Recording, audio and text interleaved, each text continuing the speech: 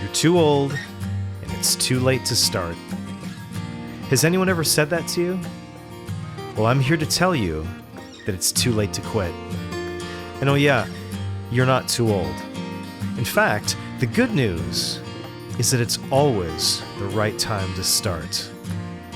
You've come to the right place. And me and my friends are going to share our stories of why we will never, ever throw in the towel. Welcome to the Too Late to Quit podcast. I'm your host, Jeff Iftikharuddin. Let's go. So welcome everybody to the Too Late to Quit podcast. This is a very special episode for a couple of reasons. One, because Marc Anthony Samuel is here. And two, because this is our inaugural video episode. And I thought it would be perfect to do it with Marc. And before we begin, first off, Marc, thank you so much for being here. Right on. My pleasure, man. This is it's very awesome to see you and to get to talk to you. I wanna share a quick little story. So back in 2007, I had moved to Los Angeles. My sister had been there for a while, and I was staying with her at her apartment in downtown LA. And one day she came home and she walked in and she was holding a script for this show called Moonlight. And at the time, my sister was involved in acting and going on auditions, and I assumed that it was a script for something she was going to be on. And there was I think it was a Post-it note on it, and it said, it was clearly a messenger delivery, and it said, for Marc Anthony Samuel. And she said, there's this really cool guy that lives in the building. His name is Marc. He's an amazing actor. Somebody dropped his script. They were supposed to deliver it, and you should go and deliver this to him, and you can introduce yourself, and you can start to get to know people in LA. And I remember I went up and I met you, and it was one of those instances where growing up, you would read up stories about somebody moving to LA and then their experience meeting people. You were so gregarious, you were so kind. And I was starting to get into acting, trying to learn more about acting. And in the progressive weeks, you personally took me, I remember it was in a rainstorm, to Samuel French bookstore. All of the knowledge, it was whatever the opposite of gatekeeping is, whatever that opposite term is, that's to me what you represented. You were so open and willing to share everything you'd learned, everything you knew about the community and the culture at that time. And that's always stuck with me. And it was one of the coolest ways to begin my adventure in Los Angeles. So I just want to thank you again. It's for me in my life, I have various post markers and signs in the road. That was your generosity is something that I'll always remember. Oh man, Jeff, thank you. It's funny. As you were telling me, I'm like, oh yeah, Moonlight. I remember that show. I did that show so long ago. That was like, actually Moonlight was special to me because it was my very first guest star role that I had booked. And if you're an actor, or if you have actor friends, they kind of probably relayed to you, and I say this not to you, but to the people that may be listening and stuff, that for actors, there's almost like, well, at least back then there was a process. You get on, sometimes you do a co-star or what's referred to as an under five, where your role is just really quick. You may have one line, you're in, you're out and gone. And sometimes you have to do a number of those. Some actors do, I did. And then eventually you get what's called a guest star, which is you're more involved in the story, and you may not be the central part of the story, but you're a more integral part of the story for that particular episode on a serial or a procedural.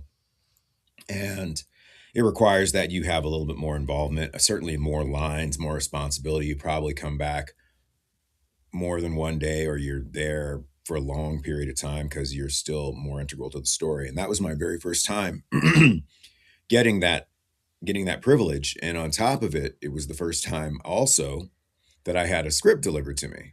So, I mean, it was it was really nice because suddenly you feel like, okay, maybe I can do this thing. And yeah, I do remember that. I remember you bringing it over. Your sister was so cool. Like she was a really cool is was at the time past tense. Um and yeah, I do remember that. But it's funny. You just now brought the memory back. Yeah, I remember going, man, Samuel French bookstore, rest in peace. That place was such a resource for all of us. And, now it's gone. Like so many things in lieu of like expanding retail and living space in Los Angeles, I guess. But yeah, Mhm. that place was awesome. I miss Sam French. I think I can speak for a lot of us that we all miss Sam French. I remember I remember specifically that afternoon because I felt so out of place. I felt so underwater. I felt so, where does one even begin? And when I was thinking about it, because I've thought about interviewing you for a while, Hmm. and there's something for me. What you represent is, and why I've always admired you is that, and I see this in your acting. I hear it in your music. Is that I feel if there's an emergency, there's something going on, I feel all eyes would turn to you. You always, to me, you give off this calm in the storm energy, where you're prepared and you have done the research. And if you are in a situation where you don't um, know the next steps, you have enough experience where you'll be able to help shepherd others and lead the way. That's the vibe that I've always gotten from you. Oh man, wow. That's what a bouquet of flowers that is, man. That's very nice of you to say, Jeff. I'm just in this crazy clown car called the world and life, like all the rest of us. And I think that anything that's quote unquote good or helpful in us usually comes from experience or, something that's been given to you by someone else. And,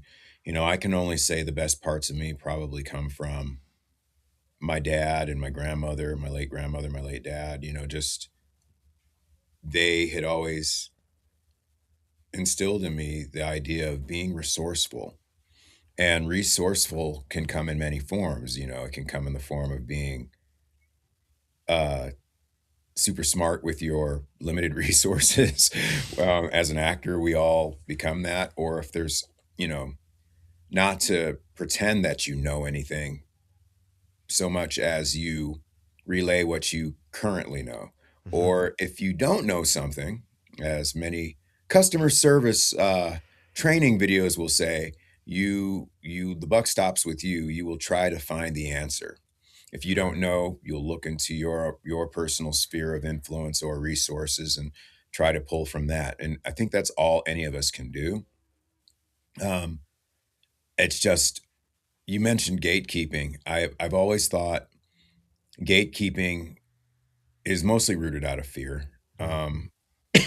There are people are who are considered gatekeepers in everywhere, not just this industry, but everywhere, where they're the ones that you have to get past the front gate in Emerald City, if you will.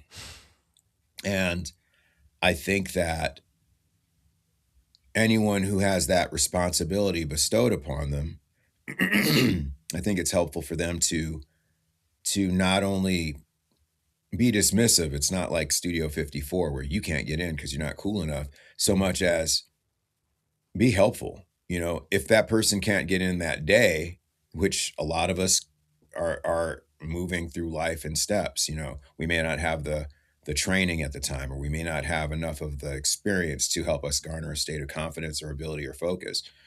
But everything is a step. And you may not be able to get into this gate today, but you may be able to get into this other thing, which will help you build the training or acumen to be able to move on to the next step. And that, I think all of us are just that. We're all gatekeepers of information. Hmm. And the best gatekeepers are those who actually are generous and don't kind of like stay in this state of like, oh, if I tell you this, I'm going to lose something.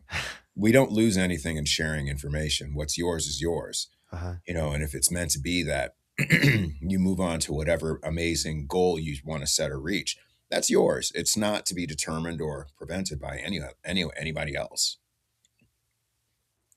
You talk about generosity. There's another story that I want to share with everybody. Um, Several years after that, after I'd met you, and you were so kind to teach me how to fish, Yeah. which was again that's a lesson that's stuck with me since. Is I had a cousin who was visiting, and he for an assignment he had to interview somebody who was active in the entertainment industry. And without hesitation, when I asked you, I said, hey, is there any way you would be able to sit down for a bit to listen to these questions of this my cousin who's in college? Without hesitation, you said yes. We set up a time. We met at Panera in NoHo in the Yeah, Theater I remember District. that. Yeah, he's a good. How's he? Is he okay? What's up with him? Yeah, he's doing good. Yeah, he's That's awesome. yeah. I remember that. Um, and he was so excited, and it felt so special because he'd seen your acting, he'd seen you on TV, and the fact that you were again giving him access and sharing your story. It was just a really tremendous. Uh, I guess it makes so much sense what you're saying, because it was like there was no it was you were so open to share and to teach. And this was when I first learned about your dad, because I've been wanting to ask you how what was your because the whole reason I started this podcast is because I see so many people who are, because of whatever say a number is associated with their age, with them, Hmm. they are therefore looked at as like, oh, this is now your time to leave the path, and you must now do this and stop pursuing this art that Mm. you want to do. And everything that I've learned about you over the years, and I learned a tremendous amount when I sat alongside of my cousin when he interviewed you, Hmm. was your story. And if you're comfortable, I'd love for you to share about your dad and your mom and your process of becoming who you are, who you've always been, because that, to me, when I look at you and your career, I feel that's the secret of your success, because that's who you are. Hmm. Wow. That's interesting. I actually can appreciate that. That's. But to your request, yeah, my father, he was a stage actor back in Chicago, amongst other things. But at one time he wanted to be an actor, and I remember as a much younger man, 5 to be exact, going to watch him as an actor in the play Fiddler on the Roof. Mm. And I can't remember which character he played. I mean, I'm a little kid, so cut me some slack. But I could look up there on stage and understand that though it was my father, there was an invisible line of demarcation between the reality I knew as his son and the reality that was unfolding up on stage, which was a different world. And I kind of enjoyed that I could figure out. Oh, I knew I had a sense that this was a pretend world in which he was participating. I clicked with that pretty well.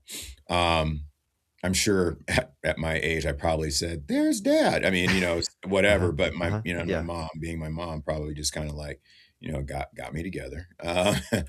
Um, but that moment and a couple of other moments along the way as far as certain films I'd seen or books I'd read or just certain things, those were influences on me that kind of they left an indelible mark. I knew I wanted to be part of the story, part of what we see on screen, part of what we see on stage, part of what we hear in music, like to elicit positive responses and the kind of feelings I got when I would watch someone else do their art or Mhm.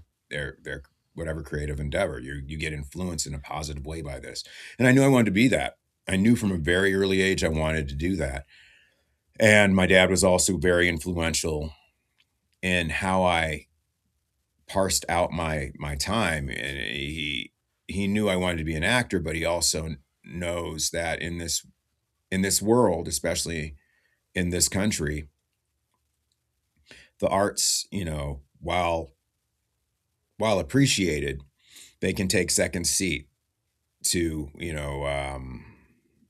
money, survival, that kind of stuff. So, his advice was not so much to study something else because I'm going to fail. It was never that. It was find work that you can do so while you're pursuing your endeavors, you can also make an income, so you can take care of yourself. It was never that you're not going to make it. Although I feel like sometimes, your parents always love you and they worry for you and they want you to Mhm. succeed and do well. He always just wanted to make sure I was okay because he also knew that there was no way to stop the train. I knew what I wanted to do. Mhm. For me, that's like, wow, how lucky am I that I knew what I wanted to do? Although it's a challenging career field, it's like he knew what I wanted to do, but he wanted to make sure I was going to be okay. So my dad was always heavily influential in that way. My mother sadly passed when I was, 6 years old. So that was after my brother was born. So I didn't get much in the way of life advice. I mean, I definitely developed a sensitivity, I think, as a result of having, death happen so young in my life. And I think that, losing your mom, losing your uncles, losing people at a young age, you either develop a callus or you develop a sensitivity. Mhm. And thank the universe or whatever deity you worship that it happened. That I think for me, my sensitivity was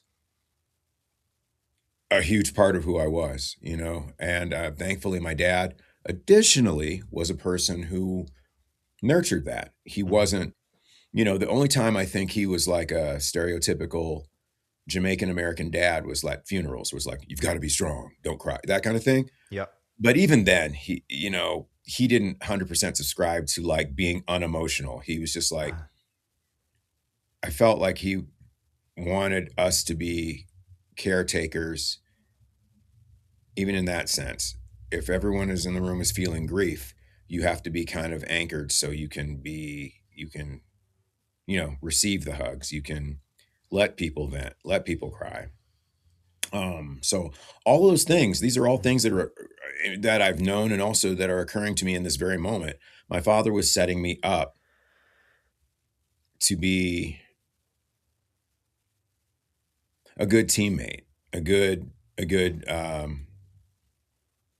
yeah, a good teammate. And I say that in the sense of whether it was through athletics or whether it's through just the simple act of relating to each other in artificial circumstances on screen or on stage, being uh, present, being a listener, being a contributor, doing my part and making sure that I'm a good support network for the overall, process. Excuse my cough. I got to I don't know why I'm coughing so much right now. um, so that's really interesting because as I've been since you started releasing your music, which I can't wait to talk to you about. When I think of when I see you on screen, Mhm. or when your voice, you have a very distinctive voice. Um, when I watch you on red carpet interviews, right? It's I remember this. some MTV behind the scenes. It was behind the scenes at a Britney Spears concert, and the her assistant, I think Felicia was her name, Hmm. was talking to the people. They said, before you meet Britney, you need to control your energy, because whatever you feel, then she's going to feel. Right. Yeah. And when I watch you performing, or in an interview, um, you just seem unflappable. I hear the people asking you questions. I Hmm. hear the way you react. And again, it's one of the reasons why I've always admired you. It's like, I feel like this man has done the work, and he's constantly doing the work. And it's when I watch you on screen, ever since when I first saw you on Moonlight, Hmm. there was never a moment where I was like, "Oh, that was the guy who I met in this." It's no, there's something that happens, because I'll see other people, say if they're singing, or they're acting, where I'll see them. I was like, "Oh, that's the person." And then there's other people who I feel who are such incredible storytellers, or who are so present and so real, that I completely, whatever that, I know there's a term for that, but where everything kind of disappears, and I believe everything that's happening. So it's super Yeah. interesting hearing you talk about your experiences, because that helps me understand so much. I'm like, what is the, I'm always curious, like, well, how does he do that? I hear your music. I was driving in the car the other day, coming back from Hmm. Costco. Yeah. I was like, how does he do this? This is you. What I think is, so you make it all look very easy, and to me, that's always a symbol of a combination of tons of work behind the scenes to make it look so quote unquote easy. No, man. Thank you. Thank you. I mean, I can't speak to anything specific other than like, so, man, I don't have allergies, but I feel like right now, like something is happening. I might need to dust. Um, uh, so I think that whatever it is I'm doing, given those examples, I I really want to do my best. I don't go into anything thinking I know more than anybody else. I don't think I go into it thinking about any of the external factors. I just think, like, for example, when I would sing, I'm just like, I've always loved to sing. It was something I just to sing, I don't have any expectations of it other than, wow, my friend Glenn Brigman, who's my musical partner, he has his own group called Triptides. They're amazing. But when he and I got together, when I get together with any musician friend of mine, my friend Ben Patterson, like, these are guys who are also pretty open and flexible and selfless, for lack of a better term. They have no ego that they bring to it. They're just like, they hear what you say and they're like, okay, well, let's try this. And I think when I'm amongst any type of person like that, whether it be on a step and repeat, whether it be, if I can see that if I can connect to their, normalness, like me, like a normal human being, then, we'll be fine, Mhm. and you said something in regards to how Brittany's uh person, manager, whatever it is, their person that was preparing her for the interviews, said he'll respond or she'll respond to the energy that's coming at her. Mhm. I don't think that's a fault. I think that's a human thing. I Uh-huh. think we have within us this sensitivity that we can absorb for a second what someone else is doing, and it'll be reflected one way or another. Some people bounce it right back. Some people absorb it, and like ninjas, they're so quick they can go, okay, this is what's happening. Maybe this requires this. And I think for me, that's just kind of part of who I am, is like I can, through trial and error, through life experience, through, the very good fortune of having repeated situations where I've been able to employ certain things, I can quickly kind of go, okay, this is happening. What does this require? Does this require anything of me at all? Um, or do I just simply need to be present and present and pleasant, and kind, Uh-huh, uh-huh. Um, and I think that's what it is mostly, just anything, with the music, with the creativity on that side, with that stuff, it's just a joy to be able to do it. So if it sounds effortless, it's because the joy is there, Mm, mhm, and mhm. it comes out through the medium. Um, so I'm glad you've seen all of that. That's nice. That's pretty cool. Well, that's the other thing that I think is that you have this incredible I don't know if comedic timing is you're just very funny. Hmm. And I guess the more that I learn about you, the more hearing you talk now, it helps me understand because you are it feels like you're always so present. Um and I I was thinking about that when I listened to your lyrics, but I really feel like I'm getting ahead of myself. Can you please, because um when you see the cover for The Way, you see it's like, oh, this guy this must be like album number like 15. Like there's something so timeless about it, right? And then you see it, you get the cover art, and then you listen to it, and I was like, why haven't I where did this come, like why haven't I heard this before? It feels like timeless music.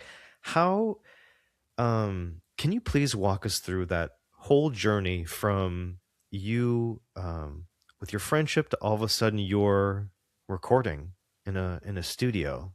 How, please, can Okay. you walk us through Yeah. that? Yeah. Yeah. I mean, so where I live, there's a lot of artists, creative people, and we're not too far outside of LA, but it's a nice kind of quiet mountain community of a lot of artists, a lot of I don't know, just really cool, grounded folks. And um, so my friend Glenn, he goes by Triptides, and Uh-huh. prior to moving up here, I had a bunch of music in my phone, some of which was kind of Brazilian pop inspired. Mhm. He used to sing with another artist, and I had no idea who he was at this point, but I had this music already in my phone. And it was at some kind of get together that I realized, oh, wait a minute. I think I have your music. And I checked my Oh phone, and my it was, gosh. in fact, my friend Glenn's music in the Wow. phone. And it's beautiful. It was just this Brazilian kind of inspired music. And and he's just a cool dude. He had wide a wealth of knowledge about music that belied his years, and I always had admired that. I'd seen him perform live after getting to know him. Just a good countenance, just a nice, just a good dude, and can play everything, every instrument, you know. Mhm, Something I mhm. admire in other people, that, if you can play instruments, guitar, all that kind of stuff. I think it kind of appeals to my inner desire to be a rock star, but we always, some people want to be a fireman, some want to be rock stars. But at some point he had offered to me, "Hey, if you ever want to get together and jam," Uh-huh. it sounds like what he would say. And I was kind of like, "You know what? Yeah, I actually would." The couple of things, like with my acting career, with music, with anything I do, it's not something that just occurred to me one day and it came out right. It was something that I had for years wanted to do, Mm. but had done everything else instead. I used to sing when I was a little kid, my grandmother made me sing in the choir in church. And then I remember one summer after we'd moved to Oregon, I would always go back to Chicago to see my family and stuff. Uh-huh. One summer I decided to join a choir at a church, because I felt like that experience couldn't be replicated in Portland, Oregon. Not necessarily true. There are some great singers out of Portland, my friend Erica Warren being one. Um, but it was like I needed to get back to the roots of that culture and the sounds, and I needed to work on my voice. So I started doing that. Hmm. But you kind of get away from it after a while. And I hadn't sung for years. And you sing to yourself, you sing in the shower. And I was kind of like, I wonder if I could even still sing. Uh-huh. Um, but Glenn had offered me this opportunity to kind of like work with me. So yeah, we can write stuff, we can do that. And the song "The Way" was the very first song we did, but it was music that Glenn had. It was already music that Glenn had, Oh my no gosh. lyrics, Wow. no nothing, and he reshaped it, and I wrote all the lyrics to it Oh and my gosh. sang Yeah. the melodies and harmonies and stuff, and it became "The Way." And so all credit for the music on that song is due to Glenn. It was his generosity to like man, put some lyrics to this, make this and do something. And Uh-huh. so and then from there I started working with him. Our process is basically this: hey Glenn, I have a song in my head and it goes like this, the keys go like this, the guitar goes like this, the drum beat sounds like this. And because he's so intelligent. Guy speaks 4 languages. Let's see, let me think: English, French, Portuguese, Spanish. Like, he's so quick, and musically he can play so many instruments. Uh-huh. And we have some kind of shorthand because he's able to pull literally what I hear in my head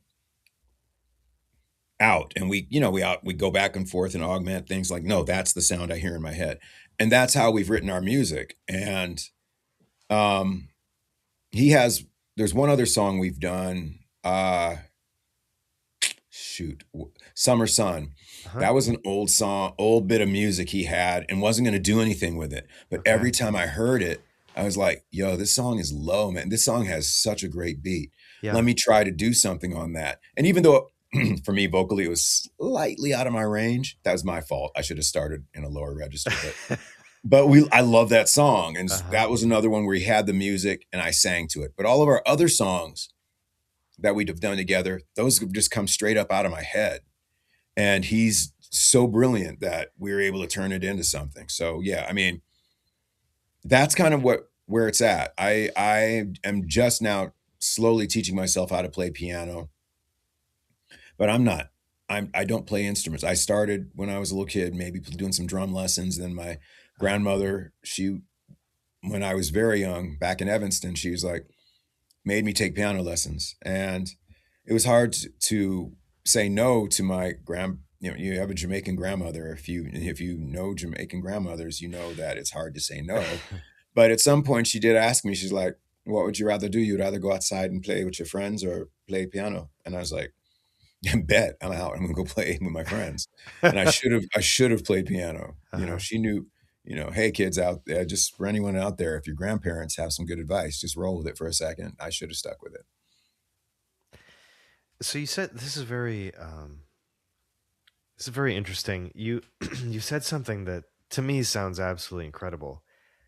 I can understand you have like a say like a phrase or a verse or maybe like a little melody for a chorus, but that's blowing my mind right now that you hear the drums, you hear the keys, because I was just listening to on TikTok somebody had posted from the board during the Thriller sessions, Michael Mhm, Jackson essentially talking out to Quincy. He's like, "This is mhm. how the all the harmonies are going to go, the beat and stuff like that." And it was just his voice playing. Yeah. It's crazy because I just watched that, and then so you hear the keys, you hear the percussion. What? I How hear do you all of hear? it. Can you I hear explain that to me? How in your brain how that feels or is organized? so sometimes when I sleep, you're coming into morning and the room's getting lighter and stuff, and you're half asleep and half awake, or it's the middle of the night and you have a dream and you hear the song is played in your dream. It's just like, and you have to make sure it's not a real song. So what I would do is just record it into my voice memos. I would just be half tired and be like, it goes like this, da, da, da, da, da, da, da, da. And I would do that so I wouldn't forget. Oh Because my gosh. there have been, a couple hundred songs that I've forgotten, but they would occur to me. And so now I record them. And then I would go in, meet with Glenn, or I would just let it sit for a while while I would hear it and keep hearing it. It's the strongest as you're waking up, like all of it's there. Uh-huh. And then it kind of fades away. And believe what you believe. Some people say, "Oh, that's the collective consciousness dropping a song into your head, and you should seize that moment and use it." Whatever you believe. Some people are like, some people are like, "It's God giving me this and da da da." Okay, that's fine. However you get there, many Yeah. many ways to Mecca. But it's like I would grab it. I started grabbing it ever since I working with Glenn. I was like, no, I have to kind of record. Like I have to tell myself what these things are, and then I would get in there and I'd be like, this is the beat. I've even had there's a song I have, and it's my favorite song of the songs we've done, which is "Free Yourself." I Yeah. absolutely love that song. It's my favorite song to date. um, that happened as I was driving up to Glenn's house. Oh my Like the gosh. song just went. Do. I'm like, and I said, Glenn, it's this. You know, I said because I knew I wanted to do a kind of a Brazilian inspired, rhythm. Yeah. But yeah, it's just some days with Glenn, like our music, it just it's just like sometimes it's easy. Sometimes we scrap stuff. Like recently, we've been kind of like putting stuff on hold, like a couple things, but that's a new thing for us for it to not just be like do do do do do do. We have a pretty easy working relationship with each other. Plus, he has all of his other stuff he's doing with his band, and he works with so many different musicians and stuff. So Yeah. it just we just get our stuff in when we can, and it's for me, it's just a pleasure. It's not like, oh, I'm going to get this song and it's going to be this and that. I have no expectations of it other than I enjoy doing it. You know, I That's just blowing my mind right now. That's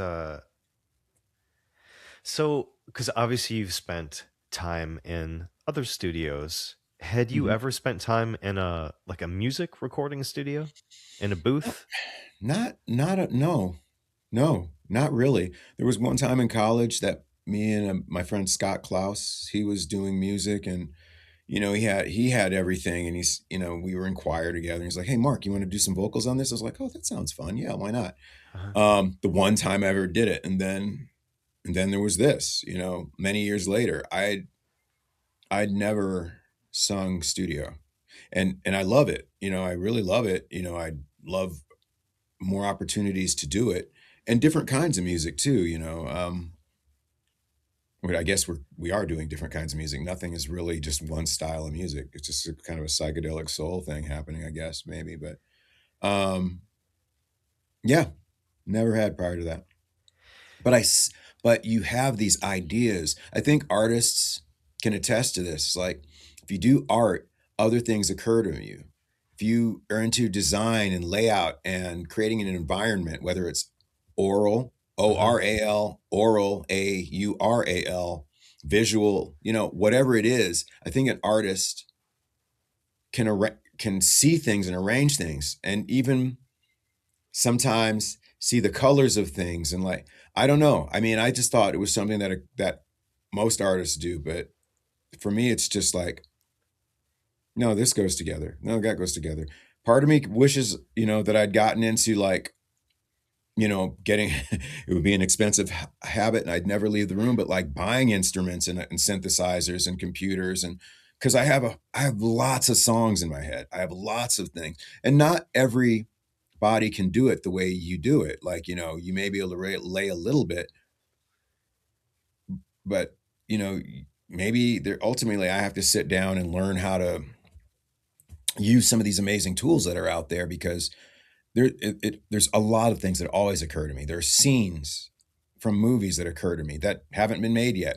There are moments that I like lock onto and write in a journal because I'm like, oh, this is beautiful. This is something that it's a unit, people would understand this. Or stuff that they may not. This is what occurs to me in my head. You know, like, this is what it is, you know. But I think, I don't know, I feel like that's a human thing, you know, especially if you have an artist's mind, you're always moving things abstractly through your brain and sounds and things that occur to you, and you're like, you know, this would sound cool. This would sound nice. Oh, I like the way that sounds. There's something that does to me when I hear it. I get the goosebumps. So this is right, you know, that kind of thing. See, the more I hear about this, I just again, I just think about that phrase, "How you do anything is how you do everything." Like I remember the you were putting during or in the COVID-esque era, you were publishing these gorgeous videos that were super calming, right? Hmm. And then I see you on the screen, and then I hear you on my car radio, and this is what who do you mentioned colors? Do you have Hmm. synesthesia? I I think I can't honestly say whether I do or not because it's not what I hear the people say when they. Yes, I can. There's. It's not. I don't know if it's true synesthesia. I think when I hear notes, I can in my mind's eye, I can see the color of it. I can Unbelievable. understand what that is. I can see the patterns of sound. Like when I hear certain sounds, I get goosebumps. It's because I can see the patterns of it or what it's doing, Uh-huh. but I can't say that like I literally see a chroma occurrence happening in front of my face against the curtain of reality, but I can see it in my mind's eye, if that makes Sure. any sense. Yeah, Like yeah. I can feel it's almost like certain things have temperature as well, where it's like you hear a note and you're like, that's cold, that's blue, you know, or you hear something else that's hot, it's warm, it's like orange, it's red, now it's getting purple, it's getting deep, you know. I it's that's how I kind of see things with music. W- Um, Yeah, it's and it real interesting because I'm sorry. no, I'm just summing up what I was saying. I was reading Dave Grohl's autobiography, and he mentioned something. It's super interesting that you said that. He talked about, because he doesn't read music, but he said he feels these or he sees these patterns, like the Mhm. patterns you mentioned. Yeah. Has Yeah. has it always been like that since you were when you for what was is there a song that sticks out to you, one of the first one that really allowed you to connect with music where you recognized what music was? Man, let me think about this. Oh, n you know, there was a I actually now just now making this connection. Close Encounters of the Third Kind. When the interaction between the human species and the aliens occur, Uh, it happens in an you know, audially, orally, but it also happens visually on the screen. And there's an assignment of color to sound when the communication between the man-made instrument and the ship happen, and it leaves the control of the people that are like studying these aliens and becomes like this conversation, and they're going back and forth, and you uh, see color and you see all these things, and it's like that's the closest thing I can even say. But I know when that happened I was very little, mhm, and that experience was for so many of us who watched that film, you know, it's like it's not only exciting to see and awesome to see, you know, thank you Steven Spielberg, but it's also moving. It's like there's an emotional association with it, you mhm, know, and it's kind of like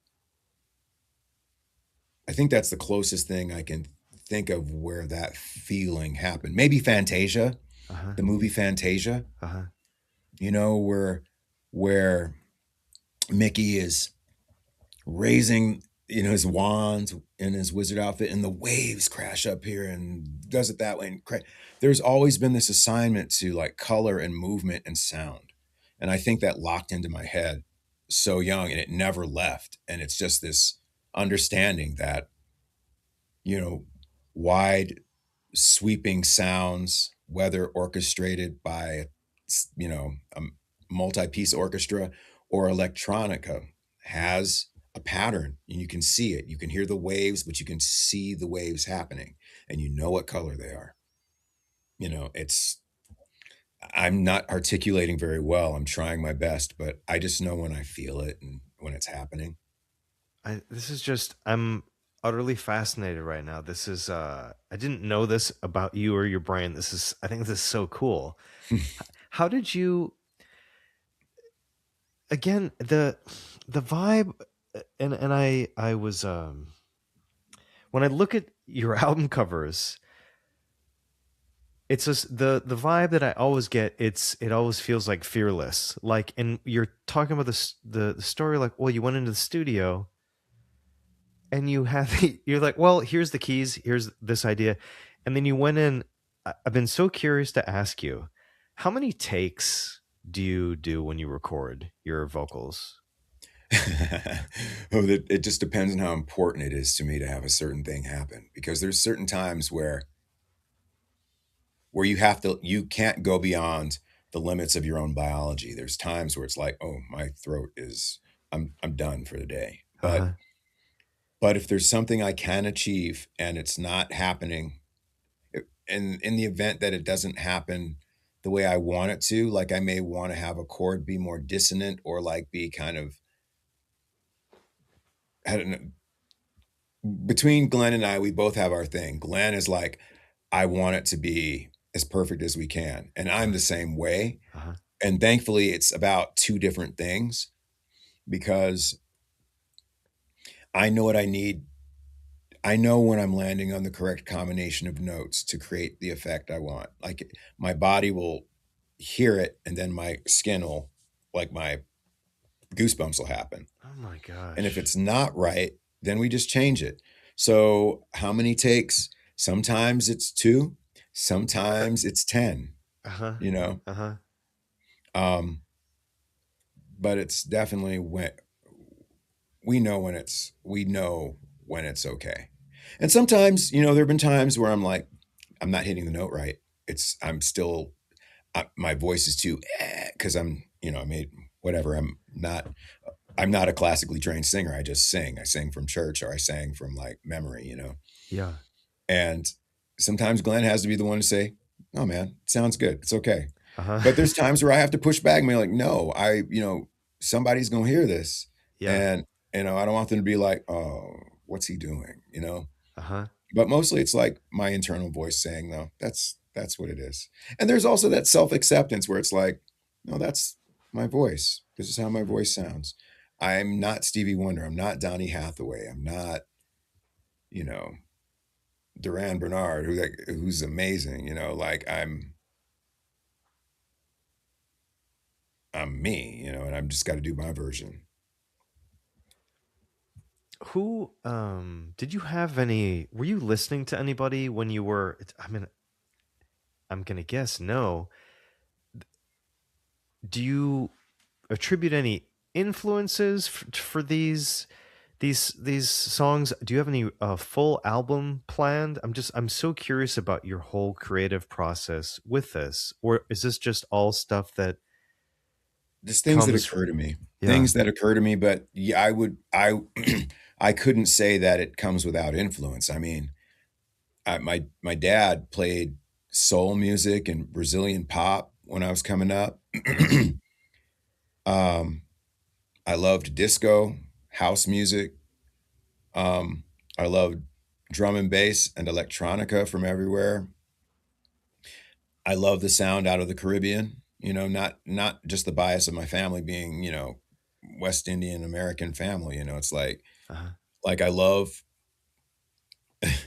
Africa runs in my veins. It's like you can't escape that. You hear it and you know it, and you want to have that be influenced and influencing in your music. You hear rough, strong voices, you know, growing up, soul music of the, you know, 60s and late 60s, as, you know, the world was changing and people were reflecting that in their voices, and the edges of the sound, you know, where it was soulful, profound, and rough too, where they, you know, it didn't have to be perfect, but it was like powerful. All those things affect and have influenced that which I do. Also, the soft, beautiful sounds of, you know, Astrud Gilberto, like singing, you know, these clean, clear notes, you know, Hmm. like just all the it all comes together. The beautiful ethereal sounds of Elizabeth Fraser from the Cocteau Twins. You want to incorporate that sound in the music, you know. You want to sing with the heart and soul of a blues man, you know, singing the truth, Uh-huh. you know, but you only know so much truth, you know. You can only sing the truth you know. That's Yeah. it, you know. Um, I'm definitely influenced by that which came before, and all of us are. There's not a Hmm. single person that is an island when it comes to the sound of music or expressing an emotion or being, you know, in a scene with someone. The stories have already been told 100 times. Hmm. Music has been, you know, all we can do now is just kind of like remix it or like Hmm. represent it or Hmm. and make sure it's connected to something going on inside of us. That's all any of us can do. Could you I I think this is it's such an exciting I'm waiting for your next record to come out. I can't wait to see what that stuff is that's been on hold. Could you could you help teach the people that are all the people that are going to watch this that are that have been told something and that they've chosen to believe that, as far as like, you are not XYZ, you can't do XYZ, but they have that that feeling to either to go into the studio or to begin creating some kind of an art. Could you talk to them for a second? Yeah, I mean, look, there's nobody, no one in this world that can tell you how to be you. If you are moved to pursue something, if you have a dream, if you have a vision for something, only you can make that happen. You're not an island insofar as we all need help and support. You have to find your tribe along the way, but 100% and a day, there's no person that can say you'll never be blank or you can't be blank. People can only look at other people and other things and other situations through their limited experience. And I say limited as in their life experience. It is limited. It could be broad, it could be for many years, but they have their vision for their own life. So you can't look to others for them to tell you how to be you. Whether you're an artist, whether you want to be an attorney, whether you want to be a guy selling mediocre Jamaican food on the Portuguese coast, whatever you want to be, you have to do you. Uh-huh. And that's just a truth. 100% a truth. There's nobody that can tell you how to do it. The Pope can't tell you. The man sitting on the hill on Red Rock in the middle of Australia, you know, playing the didgeridoo and spinning a thing that goes boop, boop, boop. They can't tell you. You Uh-huh. can't climb a whole bunch of steps like Kill Bill and talk to a, you know, a stereotypical representation of a wise man. Uh-huh. You have to do it for yourself. And that Mhm. inner voice that you have is a divine hint. It's a universally divine hint as to your direction. And that's a message between you and the source. And no one, your mother, your father, your preacher, none of them can tell you how to be you. So my advice, my humble presentation of advice, take it as you will, is listen to that. Don't listen to anybody else. Even what I'm telling you, if you don't buy it, let somebody else buy it. um that's amazing. What um when when can we expect to hear new music? So new music is definitely forthcoming. The thing with Glenn is he tours, Hmm. and he also engineers a lot of music for other people and stuff. And then I may get busy with my stuff, but it's definitely I would say we're hopeful to have things going, getting things cooking within the next few weeks and months and stuff.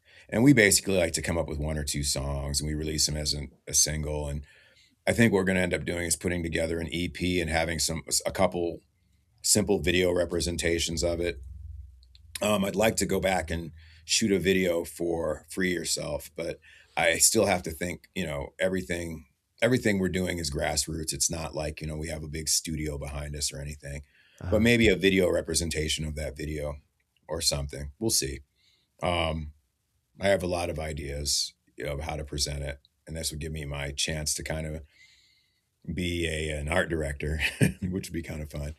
Um, yeah. So yeah, but in the next few weeks to months, I'd say we'll get some stuff going out there. could you talk a little bit more about directing? Directing is honestly, it's not so much something I'm like, I must be a director. But it's like every other thing. If you want to tell a story specifically catered to you and your vision, you got to sit down and write it out. For Uh, directing, that's going to how you direct, excuse me, and make something look visually. It's coming from your mind's eye, which is a collection of your experiences and influences and things that make you move or make your heart beat. So really, it's coming from you. How do you want something to look? Okay. How do you make that look that way? If you don't know, use your resourcefulness. You ask someone who knows better than you so you can control the tools to uh, best represent your vision that you're putting out there. Um, I don't have director experience as in making movies or TV. I do sketch fun sketches with my writing partner Nardeep Kurmi. We both direct them essentially, for lack of a better term. mhm. But anything you want to look, if you what does the bad guy in every movie say? If you want to get anything done, you have to do it yourself. Well, that's also pretty solid advice. So you just kind of like find your voice and go from there. Uh-huh. So I just as a fan, I'm a huge a fan of this the documentary that they shot when Jeff Buckley was recording Grace at hmm Bearsville Studio in Bearsville, New hmm York. And when I hear your music, and even more so now hearing all these stories, it would be so thrilling to see like it's this beautiful black and white documentary just behind the scenes because it would be so cool. To me, it seems so very unique. Your whole experience, I'm just so wowed by the whole process. It would be so amazing to see that all documented behind the scenes. How you do it in the oh studio. wow, wow. It's funny. I mean, obviously, we do take a few pictures when we're in the recording studio, but I've never ever thought life was so interesting that someone else would want to sit down and watch it. Yeah. Um, uh, but I'll try to be more aware of like taking note of things when they happen because you never know. And for all the people that are listening, if you want to do that, do it because you never know who you're going to be to someone else, like or a whole bunch of someone else's. I'm glad Steve Martin has done it. I'm glad Martin Short has done it. I'm glad to see there's something coming out about W.E.B. Du Bois. I can't wait to watch that. Or a collection of moments, that for some people who go on to become these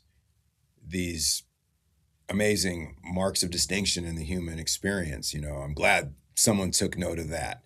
So yeah, you guys should do it too. And I'll try to be at least more mindful of doing little things on my little bitty side.